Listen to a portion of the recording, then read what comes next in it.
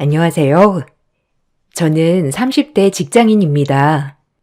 여러 가지 힘든 상황들이 많았지만 지금은 어느 정도 일상생활을 되찾고 있습니다.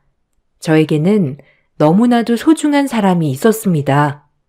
사고로 인해서 저의 곁을 3개월 만에 떠나게 되었지만 저는 아직도 남편을 그리워하고 있어요. 남편은 20살이 되고 만난 첫 남자친구였습니다. 남자친구와는 지인의 소개로 만나게 되었는데 처음 보는 날부터 딱 제 마음에 들어왔어요. 남편 역시 제가 마음에 들었는지 적극적으로 저에게 대시를 하더라고요. 서로 마음이 통해서 연애를 시작하게 되었고 저희는 10년 동안 연애를 하게 되었습니다. 남자친구는 20살에 만났을 때부터 혼자 자취를 하고 있었어요. 아는 친구들도 별로 없었고 대학에서 만난 지인들이 전부더라고요. 처음에는 가족이 없나 생각을 했었는데 나중에 연애를 시작하고 나서 얘기를 해보니 다른 지역에 가족들이 살고 있다고 말을 하더라고요. 그렇지만 주말이나 명절이 되어도 남자친구는 가족들을 따로 만나지 않았고 연락도 많이 오지 않았어요. 가끔 남자친구의 아버지에게서 연락이 오는 듯 했지만 남자친구는 가족들과의 사이가 별로 좋지 않다며 얘기를 했습니다. 진수야, 이번에 명절에는 뭐 할 거야? 이번에는 집에 내려갈 거야? 아니, 이번에도 그냥 아르바이트나 하려고. 가봤자 뭐, 반겨주는 사람도 없고, 가도 스트레스만 받고 그러지 뭐. 수진아, 너는 이번에 명절 보내고 언제 올 거야? 너 올라오면 만나자. 나도 명절 당일에만 집에 있고 저녁부터는 나올 수 있어. 같이 맛있는 거 먹으러 가자. 그래? 혹시 내가 가족들 안 만난다고 해서 좀 신경 쓰여? 아니, 신경 쓰이는 건 아닌데 그래도 우리가 만난 지 꽤 됐는데도 모르는 게 많은 것 같아서. 언젠가는 우리 가족 얘기해 줄게. 알았지? 남자친구는 가족 이야기를 많이 하지 않았어요. 다만 매번 가족 얘기를 피하는 것을 보고는 별로 하고 싶은 이야기는 아니구나 생각을 했을 뿐이었습니다. 본인의 가족을 만나는 대신 제 가족들과는 누구보다 친하게 지냈습니다. 제가 없는 날에도 저희 집에 와서 밥도 먹고 가면서 정말 친아들처럼 지냈어요.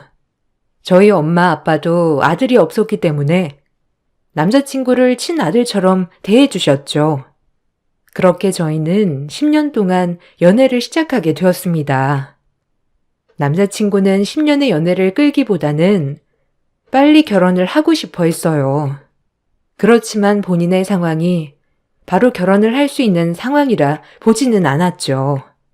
그래서 군대를 다녀오고 졸업을 하고 나서는 빨리 성공을 하기 위해서 무척이나 노력을 했어요.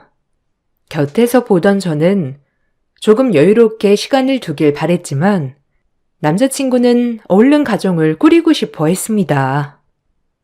진수야, 나는 더 기다릴 수 있어.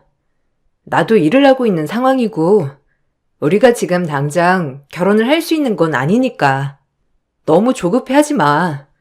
나는 늘 항상 네 곁에 있을 거야. 수진아, 나는 너 믿어. 어떤 일이 있어도 내 곁에 있을 거라고 생각해. 그렇지만 내 마음이 조급해서 안 되겠어. 어떻게든 성공해서 빨리 우리 둘이 가정을 꾸리고 싶어. 그래서 너랑 나 닮은 아이도 낳고 행복하게 지내고 싶어. 그래, 나도 마찬가지야. 그렇지만 너무 무리하는 것 같아서 너무 걱정돼. 조금 쉬엄쉬엄 일해도 괜찮지 않을까? 알았어. 그래도 내 마음은 얼른 너랑 결혼하고 싶은 마음뿐이야. 남자친구는 저와의 결혼을 목표로 정말 열심히 일했어요. 그 덕에 승진도 남들보다 빠르게 했고 월급도 차곡차곡 모으기 시작했습니다. 그 바쁜 와중에도 저를 너무나 귀하게 대해주었고 넘치는 사랑을 주었죠.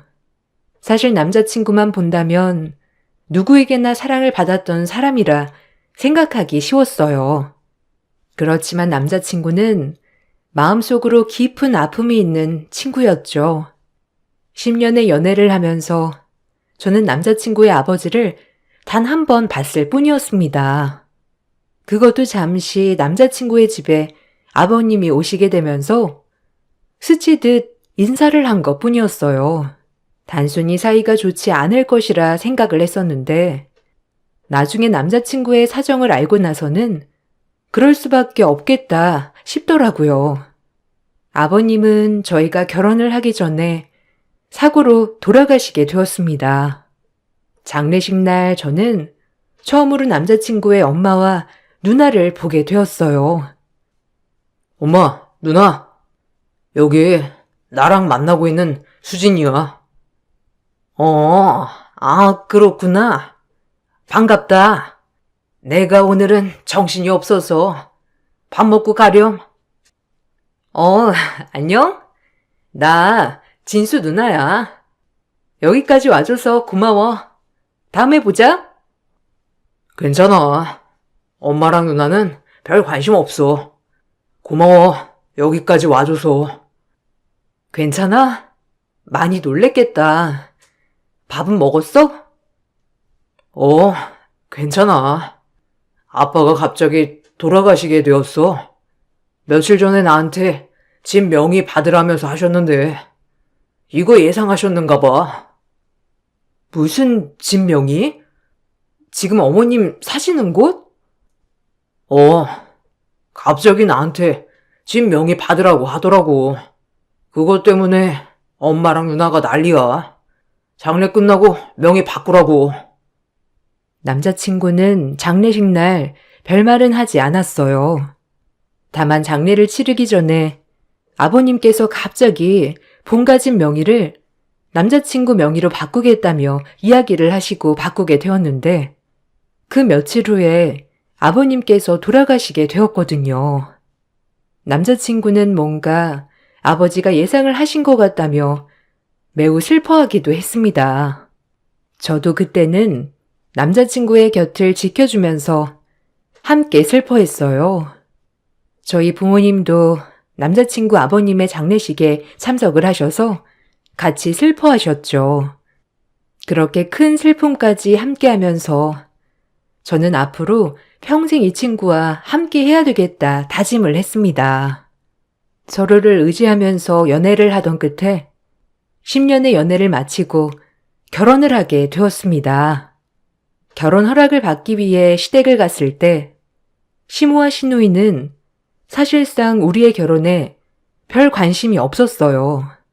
딱히 반대를 한 것도 아니지만 그렇다고 반기는 것도 아니었죠. 그래, 진수랑 결혼하겠다고? 뭐 10년 연애했으면 결혼할 만도 하겠네. 어디서 하려고? 식장은 어차피 지역이 달라서 어디로 할지는 아직 안 정했는데 진수랑 저랑 직장이 있는 지역이 같은 지역이라 그쪽으로 하는 건 어떨까 생각하고 있어요. 어머님 생각은 어떠세요? 그래, 너네 맘대로 해. 어차피 초대할 친척이 있는 것도 아니고 가봤자 나랑 얘 누나밖에 더 가겠니? 그럼 예단이나 이런 건 어떻게 하시면 좋으실까요? 그런 것도 필요 없어. 그냥 날 잡고 말만 해줘. 참석할게. 결혼 날짜를 잡은 이후에도 간섭이란 것도 없었고 크게 관심이 없었어요. 결혼을 하고 난 이후에는 달라지지 않을까 생각을 했었는데 결혼을 하고 난 이후에도 저희에게 크게 관심이 없었답니다. 심지어 명절에 연락을 해도 시큰둥하고 각자 보내자는 말만 들었을 뿐이었어요. 어머님, 이번에 명절에 전날에 가볼까 생각을 하는데요. 전날에? 왜? 우리 명절 음식 하는 것도 아니고 굳이 찾아올 필요 없어. 진수가 무슨 말 안 하니? 아니요. 별말은 안 하는데 무슨 일 있나요? 아니다. 진수가 별말 안 했으면 됐다. 이번 명절은 그냥 각자 보내자꾸나. 아버지도 안 계시고 나도 그냥 혼자서 보내려고. 처음에는 시모의 이런 태도에 의아함이 컸어요. 남편에게 얘기를 해보아도 그냥 원래 그런 성격이라는 말만 들었을 뿐이었습니다. 주변에서는 결혼을 하고 나서 시댁과 너무 자주 만나서 스트레스를 받는다는 둥, 간섭을 너무 해서 트러블이 있다는 둥 여러 가지 이야기가 많았지만 저는 결혼을 하고 나서도 이전 생활과 다른 점이 하나도 없었죠. 어떤 사람들은 복받은 일이라고 말을 하기도 했지만 저는 이게 복이라기보다는 뭔가 수상하다고 생각을 하게 되었어요. 시모와 신우는 같이 한 집에 살고 있었지만 남편은 20살 이후로 쭉 독립을 해서 살아갔기 때문이죠. 시모는 남편의 생활에는 전혀 관심이 없었어요. 자취를 하면서도 엄마의 반찬이나 흔적을 한 번도 보지 못했죠. 특히나 아버지가 돌아가시고 난 후에는 시모의 관심이 더더욱 없어졌던 것 같아요. 여보, 이번 주말에 본가에 한번 갔다 올까? 당신도 내려간 지 오래되지 않았어? 왜? 엄마가 오라셔? 아니, 그런 건 아닌데 너무 안 뵌 지 오래된 것 같아서. 아니야. 굳이 신경 쓸 필요 없어. 엄마도 그런 거 싫어하고 나도 주말에는 좀 쉬고 싶어. 그래도 안 가면 좀 서운해 하시지 않을까? 수진아, 우리 집은 신경 안 써도 돼. 우리는 그냥 각자 생활을 할 뿐이야. 시대가 없다고 생각해도 괜찮으니까 너무 신경 쓰지 마. 친하게 지낼 필요도 없어. 남편의 말에 약간의 의아함이 들었지만 아무리 캐물어봐도 자세한 얘기를 해주지 않았어요. 다만 어린 시절 엄마가 자신에게 냉정하게 굴었다는 말만 할 뿐이었습니다. 남편은 어릴 때부터 시누이와 차별을 당했다고 말을 했어요. 당신 왜 어머님이랑 사이가 별로 좋지 않아? 엄마는 나보다 누나를 더 좋아했어. 누나가 똑똑하고 혼자서도 이것저것 잘했거든. 거기다가 살갑고 근데 나는 무뚝뚝하고 공부도 잘하지 못했으니까 아마 엄마도 나보다 누나가 좋았겠지. 에이, 그런 게 어딨어. 엄마인데. 우리 엄마도 나 공부 못하고 말 안 들어도 내 딸 그러는데? 그러게. 우리 엄마는 왜 그랬을까 모르겠어. 그냥 그렇게 지내다 보니까 엄마랑 점점 멀어진 것 같아. 그러니 앞으로도 엄마랑 크게 친해지려고 노력하지 않아도 돼. 알겠지? 남편은 어릴 적부터 신우이와 차별 대우를 받으면서 마음의 문을 닫았다고 얘기를 했어요. 어릴 적에는 시모도 자신에게 관심을 두었지만 점점 자신이 거리를 두기 시작하니 시모도 자신에 대한 관심이 줄었다고 말을 하더라고요. 그때는 그럴 수 있다고 생각을 했었죠. 남편은 결혼하고 나서 누구보다 가정적인 사람이 되었어요. 제 일이 끝나면 매번 저를 데리러 오고 쉬는 날이면 평소 가고 싶었던 카페나 맛집을 데리고 가주기도 했습니다. 결혼을 하고 나서 빨리 아이를 갖길 원했지만 제가 일에 집중하고 싶다고 하니 저의 의견을 존중해주고 조심스럽게 대했던 사람이었어요. 누구보다 저를 아껴주고 소중하게 여겨주었던 남편은 결혼 3개월 만에 고속도로 사중추돌 사고로 인해서 그 자리에서 사망을 하고 말았습니다. 저는 세상에서 가장 소중한 사람을 한순간에 잃고 말았죠. 연애는 10년 했지만 정작 내 사람이 되었던 남편은 3개월 만에 저희 곁을 떠났습니다.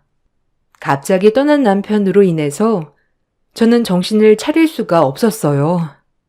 큰 슬픔에 빠졌고 장례 역시 어떻게 치러졌는지도 모를 정도로 지나가 버렸습니다. 그렇게 슬픔에 빠져서 허우적대고 있던 저보다 더 슬퍼할 사람이 시무와 시누이라고 생각을 했어요. 그렇지만 이상하게 남편의 장례식 날 시무와 시누이는 슬퍼하는 모습을 보이지 않았어요. 슬픔을 꾹 참고 시무에게 말을 걸어 보았지만 뭔가 남 이야기를 하는 듯 싶었습니다. 어머님, 어떻게 해요? 진수 불쌍해서 어떻게 해요? 그만 울어라. 이미 떠난 걸 어떻게 하겠니? 사고라고 하잖니? 우리가 어떻게 할 수 있는 일이 아니야. 그렇지만 아직 너무 젊고 해야 할 일이 많잖아요. 그러게 말이다. 잘 살았으면 좋겠지만 어쩔 수 없잖니. 그러니 그만 울어라. 오시는 분들 네 눈치 보겠어. 네? 어머님, 슬픈 걸 어떻게 참아요? 원래 장례는 슬픈 것도 참고 견디면서 치르는 거다. 네가 운다고 해서 죽은 애가 살아 돌아오는 것도 아니고 이제는 좀 냉정하게 침착하게 정신 차려라. 그래, 옳게. 그렇게 운다고 진수가 돌아오겠어? 일단 장례 치르고 정리할 건 빨리 정리하는 게 낫지. 운다고 흐지부지하면 더 정리 안 되고 더 힘들어. 알겠지? 처음에는 장례식장에서도 크게 목 놓아 울지 않는 시모와 시누이를 보면서 시부를 보냈던 일이 있어서 그런지 침착하구나라는 생각을 했던 것 같아요. 오히려 저를 달래면서 얘기를 해 주셨죠. 그렇지만 남편을 하루아침에 잃은 저로서는 바로 정신을 차릴 수가 없었어요. 하루는 목 놓아 울다, 하루는 정신을 놓았다가 그렇게 하면서 장례를 치렀습니다. 장례가 끝이 나고 나서는 저도 이상하다는 생각을 하게 되었어요. 아무리 냉정하게 생각을 하더라도 자신의 아들이 동생이 죽었는데 저렇게 냉정할 수는 없다고 생각이 들었습니다. 시모와 시누이는 장례가 끝이 남과 동시에 서류를 정리하자며 얘기를 했어요. 진수 장례 끝나면 우리 정리해야 할 서류들 빨리 정리하자. 지금 안 하면 흐지부지 계속 이어지게 되고 슬픈 마음이 들 수밖에 없을 것 같아. 어떤 정리 말씀하시는 거예요? 우리가 지금 살고 있는 집도 그렇고 아버지 유산으로 받았던 부동산도 아직 진수 명의로 있을 거고 이런저런 것들 다 정리를 해야 너도 마음 편하지 않겠니? 아, 지금 바로 해야 하나요? 장례가 끝난 지 얼마 되지 않았는데 조금만 시간을 주시면 정리해서 알려드릴게요. 아니다. 시간이 흐르면 너랑 나랑 더 서먹해지지. 지금 바로 정리를 하자고. 그래, 옳게. 옳게 사실 아직 30대고 젊은데 시댁 식구들이랑 계속 이렇게 이어지는 것도 불편하잖아. 이렇게 정리할 때 바로바로 정리를 해야 나중에 불편하지 않고 문제도 안 생기지. 시모와 시누이는 아직 정신을 차리지 못했던 저에게 얼른 정리를 하자며 재촉을 했습니다. 그때는 시모, 시누이뿐만 아니라 주변에서도 시댁 식구들이랑 계속 연을 이어나가는 게 어려울 수 있다는 얘기를 많이 했기 때문에 시모와 시누이가 저를 생각해서 배려를 해주는 것이라 생각을 했었죠. 힘든 와중에 저는 남편이 가지고 있던 재산 내역을 확인하고 정리를 하기 위해 시댁으로 향했습니다. 재산 내역을 살펴보니 시모와 시누이가 살고 있던 집은 아직 남편의 명의였고 아버님이 남겨주신 부동산도 그대로 남아 있더라고요. 결혼한 지 3개월밖에 되지 않았기 때문에 저는 당연히 시모에게 주어야 한다고 생각을 했었죠. 그렇게 시댁에 방문을 하자 문이 열려 있더라고요. 잠시 외출을 했나 싶어 식탁에 앉아 서류를 정리하던 중 서류들이 바닥으로 떨어지게 되면서 저는 서류를 줍기 위해 식탁 밑으로 들어가게 되었습니다. 그때 시모와 시누이가 밖에서 들어와 얘기를 하더라고요. 얘 언제 온다니? 이제 올 때 되지 않았어? 그러게. 이제 저제 온다고 하는데 언제 올지를 모르겠네. 어쨌든 모르는 거 맞겠지? 맞아. 아예 모르는 것 같더라고. 에휴, 마음 같아서는 화장을 하는 게 맞았는데 얘가 화장을 그렇게 반대할 줄이야 몰랐네. 그러게 말이야. 혹시 나중에 문제되는 건 아니겠지? 그럴 일 없어. 솔직히 나중에 알 수 있는 방법이 뭐가 있어? 그때 너랑 나랑 진수밖에 더 있었니? 거기다가 진수는 사고사로 이미 종결됐는데 뭐 어쩔 거야. 그냥 우리만 조용히 있으면 돼. 정말 괜찮을까, 엄마? 나 좀 걱정돼. 다 내가 책임져. 경찰에서도 모르는 걸 걔가 어떻게 알아? 일단 서류만 얼른 정리하고 우리도 다른 곳으로 가자. 시누이와 시모는 당시 사고에 대해서 얘기를 했어요. 대화하는 내용을 보니 사고에 대해서 미심적인 부분이 있다 생각이 들었습니다. 테이블 밑에서 시모와 시누이의 얘기를 듣고 난 후에 저는 한참을 고민했습니다. 바로 지금 일어나 시모와 시누이에게 따지느냐 아니면 좀 더 알아보느냐 고민을 하던 끝에 결국 저는 아무것도 듣지 못한 것으로 생각하고 다음을 준비하기로 했죠. 남편의 경우 친인척도 없는 상황이었고 대학도 타지로 오게 되면서 어릴 적 친구들과 다 떨어져 지낸 상황이었습니다. 그러다 보니 제가 알고 있던 지인들 중에서는 남편의 어린 시절을 알고 있는 친구들이 전혀 없었죠. 그러던 중 장례식장에 왔던 초중학교 동창 친구 한 명이 생각이 났습니다. 고향에서 가게를 하고 있다며 소개를 했던 것이 생각이 나 그날 이후 바로 그 친구를 찾아 나섰죠. 친구를 만나서 얘기를 듣고 저는 깜짝 놀랐습니다. 시모는 남편의 친모가 아니었습니다. 진수 어머님, 사실 진수 친모가 아니에요. 진수도 중학교 때 처음 알았고요. 진수 어릴 적에 친모가 돌아가셨고 기억도 없었던 시기에 아버님께서 재혼을 하셨던 모양이에요. 진수가 우연히 서류를 떼고 나서 알게 되었는데 그때 아마 많이 충격을 받은 듯 했어요. 저는 전혀 몰랐어요. 진수가 저에게 그런 얘기를 한 번도 한 적이 없었거든요. 그럴만 하죠. 중학교 때까지 친모라고 알고 지냈었으니까 아버지도 자기에게 친모가 아니라고 얘기를 한 적이 없다더라고요, 뭐. 정말 친모처럼 잘해주었다면 모를까.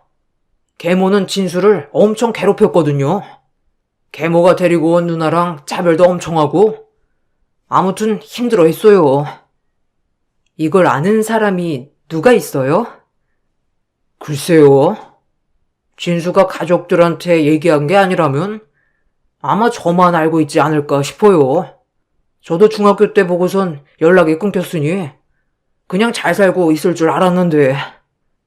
어머님께서는 진수 씨랑 사이가 별로 안 좋았나요? 사이요? 안 좋다고 할 것도 없었어요. 그냥 투명인간 취급했으니까요. 그나마 아버지가 계시면 진수를 아들처럼 대했다고 하는데 아버님이 출장도 많으시고 집에 잘 안 오셨잖아요. 소풍 가도 진수는 도시락 한 번 싸운 적도 없었고 아파서 열이 펄펄 나는데도 학교에 왔어요. 안 가면 어머니가 혼낸다고 해서 진수 누나는 그 시기에도 좋다는 학원이며 메이크옷이며 다 입고 다녔는데 진수는 크면서 교복이 작아져도 새로 사주질 않으셨어요. 뭐, 그 정도라고 할까요? 나중에 좋아진 줄 알았는데, 이번에 장례식장 가보니, 뭐 그때랑 다를 바 없더라고요. 남편의 친구는 그동안 남편이 얼마나 차별을 받으면서 살아왔는지를 얘기해 주었습니다. 친구의 이야기를 들으며 남편은 얼마나 외롭고 힘들었는지 느껴지니 더 마음이 아프더라고요. 그와 동시에 이번 사고에 시모와 시누이가 연결이 되어 있을 것 같다는 생각이 들었습니다. 사고 당시 조사를 했던 경찰서에 연락을 해 어떻게 조사가 마무리되었는지를 문의해 보니 제가 정신없는 사이에 시모와 시누이는 부검을 의뢰하지 않았더라고요.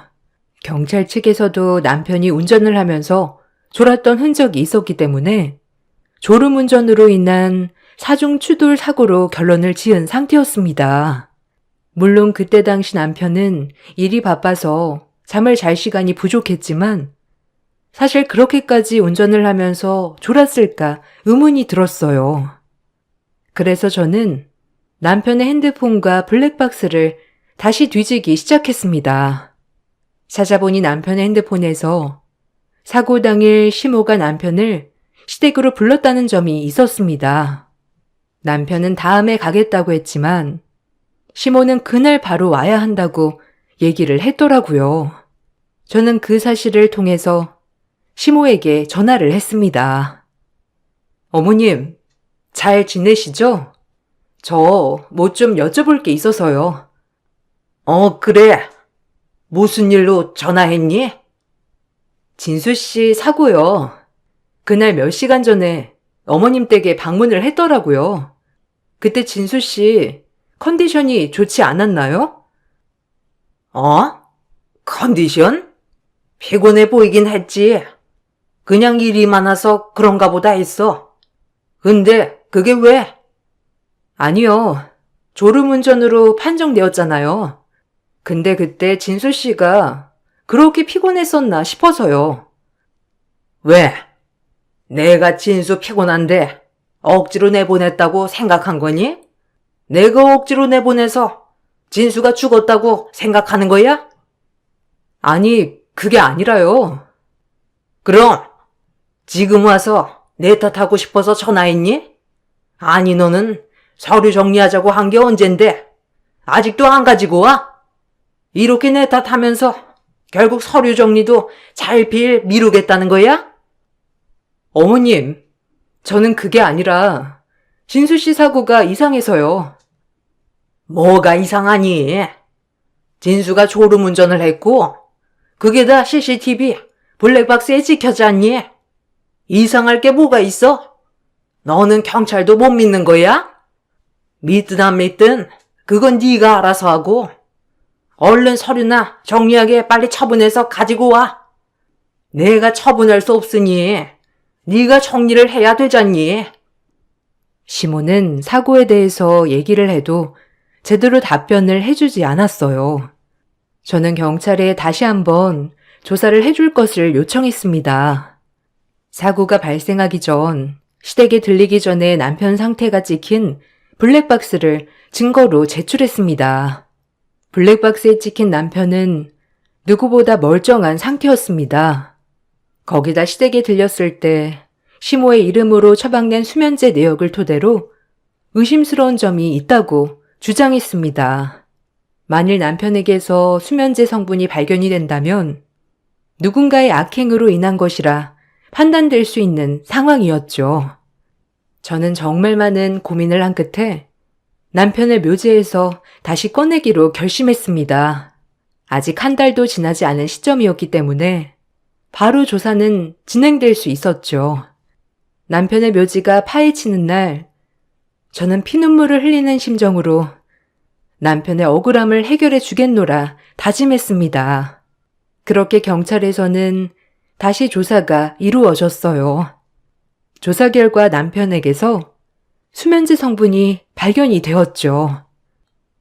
부검께 수면제 성분이 발견되었습니다. 당시 단순 졸음운전으로 인한 사고사로 판명되었는데 다시 조사가 이루어지게 될 것 같습니다. 수면제 성분이 나왔다고요? 남편은 한 번도 수면제를 먹어본 적이 없어요. 그건 조사를 좀 더 해봐야 할 것 같습니다. 남편분께서 당시 수면제를 처음 복용한 것일 수도 있고, 다른 사람이 준 수면제를 복용했을 수도 있으니까요. 우선 조사를 해보고 알려드리도록 하겠습니다. 경찰 측에서는 남편이 수면제를 처방받아 먹었을 가능성이며 다른 사람에게 받았을 가능성 등을 모두 열어두고 조사를 시작했고, 조사 결과 남편은 한 번도 수면제 처방을 받은 이력이 없다는 것이 드러났습니다. 수상하게 생각을 한 경찰은 시모와 시누이의 처방 내역을 모두 확인을 했습니다. 그러자 시모와 시누이가 사고가 있기 전부터 꾸준히 수면제를 처방받은 사실이 드러나게 되었어요. 시모와 시누이는 저에게 억울함을 이야기했습니다. 예, 너는 내가 진수 죽였다고 생각하는 거니? 내가 아무리 못돼도 그렇지. 수면제로 애를 죽였다고? 아직 판명된 게 없어요. 제가 어머님이 죽였다고 하는 게 아니라 진수 씨 사망에 대한 조사를 하는 거예요. 진수 사고에 대해서 조사하는데 왜 내 처방 내역서를 모두 알아보는 거니? 거기다가 진수 누나 처방 내역도 왜 알아보는 거고? 너희 우리가 진수 죽였다고 생각하는 거잖아. 어머님, 저는 어머님이 진수 씨 죽였다고 한 적 없습니다. 그게 아니면 뭔데? 너 지금 나 협박하려고 그러는 거니? 재산 우리한테 한 푼도 줄 수 없다고 하는 거야? 어차피 진수가 다 동의도 했던 내용인데 내가 그래도 네가 와이프니까 네 얘기 먼저 들어주려고 한 거야. 네? 그게 무슨 말이세요? 진수 그때 우리 집 왔을 때 이미 서류에 도장도 다 찍고 갔다. 이거 지장이니까 가서 감별을 받든지 해봐.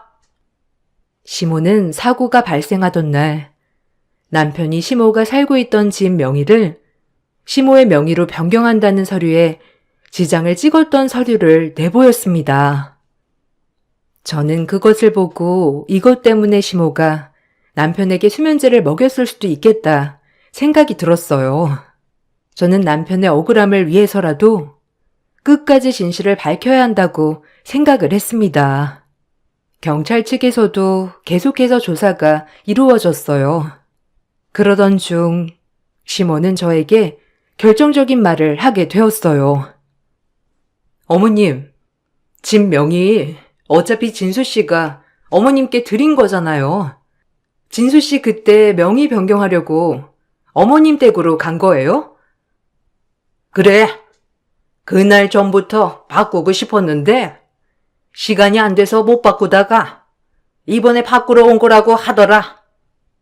어머님, 그때 진수 씨 중요한 회의가 있었어요.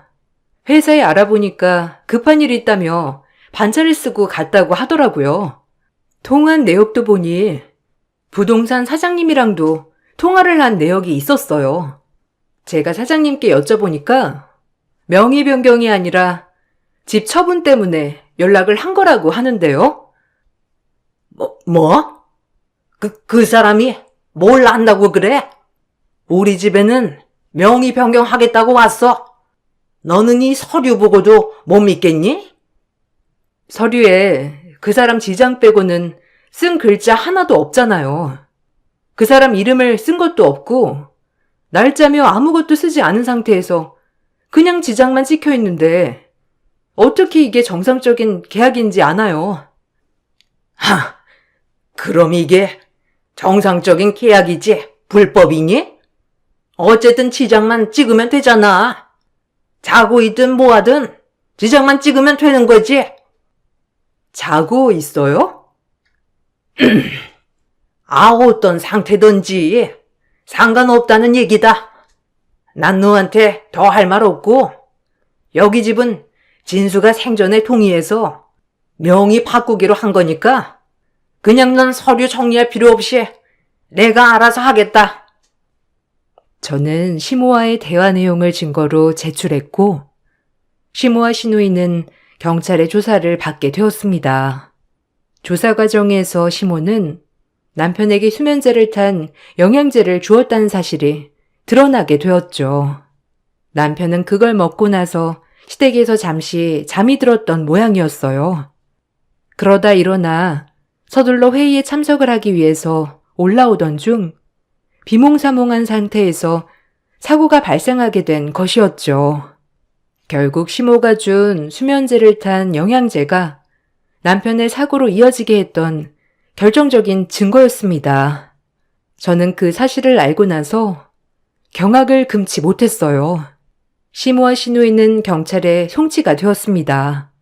알고 보니 시모와 시누이는 남편과 혈연 관계가 아니었기 때문에 상속에 대한 권한이 전혀 없던 상황이었어요. 이 상황에서 남편이 갑자기 죽게 된다면 자신들이 살고 있는 집마저 남에게 넘어갈까 두려워 명의를 바꾸기 위해 이 상황을 만들게 되었던 것이었습니다. 나중에 만난 시모는 저에게 사실을 털어놓으며 잘못을 고했어요. 어떻게 그러실 수 있어요? 전혀 미안하지 않으셨어요? 미안했다. 난 그렇게까지 사고가 날 줄 몰랐어. 이미 한 번 집에서 자고 나간 상황이니 다 깼는 줄 알았지. 사고까지 날 줄이야 상상도 못했다고. 난 단지 집 명의만 바꾸고 싶었을 뿐이야. 진수 아빠가 죽을 때 나한테 집이라도 넘겨줬다면 난 이렇게까지 안 했어. 진수한테 여러 번 집 명의 달라고 얘기를 했는데 걔는 죽어도 안 된다고 하더라. 그럼 어떡해? 어떻게든 집 명의 받아야지. 미안하다. 그래도 자식이잖아요. 어머님 배 아파 난 자식 아니어도 진수 평생을 같이 자란 엄마잖아요. 난 걔 내 자식이라고 생각해 본 적 없다. 아마 걔도 그걸 알았겠지. 그러니 나한테 집 명의를 절대로 주지 못한다고 했을 거야. 그래도 이건 다 내 잘못이라고 생각 안 한다. 진수 아빠가 나한테 집 명의만 줬어도, 아니 진수가 나한테 집 명의 돌려줬어도 난 이렇게까지 안 했어. 이건 다 당신이 만든 거예요. 당신이랑 당신 딸이 만든 거라고요. 평생을 진수가 얼마나 한이고 당신에 대한 원망과 서름이 컸으면 당신에 대한 동정이 조금도 없었겠어요? 시모는 끝까지 자신의 잘못만은 아니라며 항변했지만 그 모습에 저는 더더욱 기가 막혔습니다. 사건은 고의적으로 시모가 사고를 내기 위해 수면제를 먹였던 것이 아니라는 점은 밝혀졌지만 시모가 먹인 수면제로 인해 사고가 발생한 것으로 판명이 되면서 시모와 시누이는 처벌을 받게 되었습니다. 가족으로 인하여 고의 사고가 발생하는 사례들이 많다는 건 알고 있었지만 이렇게 직접 경험할 것이라고는 생각하지도 못했네요. 그래도 뒤늦게나마 진실을 알게 되어서 다행이라 생각합니다.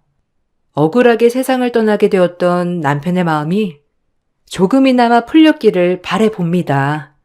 저의 기막힌 이야기 끝까지 들어주셔서 감사합니다.